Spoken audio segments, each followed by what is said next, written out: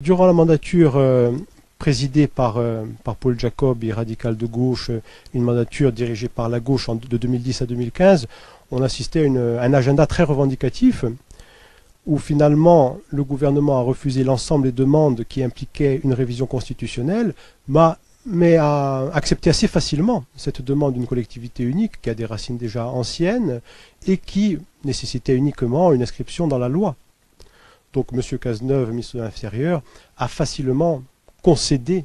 cette création aux élus corses, d'autant plus qu'il s'agit d'une tendance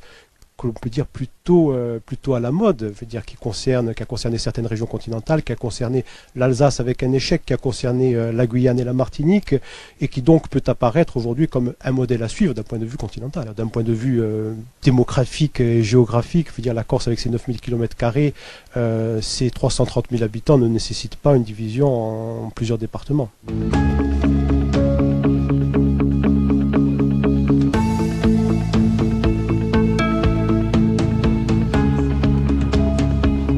Non, pas du tout. Je veux dire, afin d'aller à la fois plus vite et afin aussi,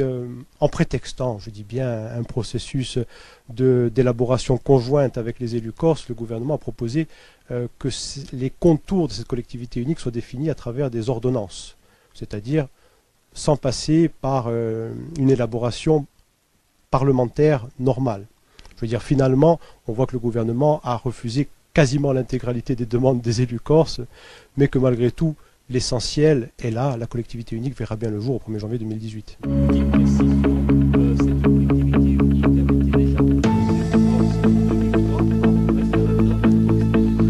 Oui, on peut même dire que durant le dit processus de Matignon, ce processus de discussion entre le gouvernement Jospin et l'Assemblée de Corse, l'idée d'une collectivité unique, d'une fusion de la CTC des départements était majoritairement soutenue.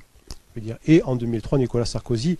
faute de consensus suffisant parmi les élus corses, cette fois, avait décidé de la soumettre à référendum qui a été perdu pour quelques 2000 voix, si je ne m'abuse.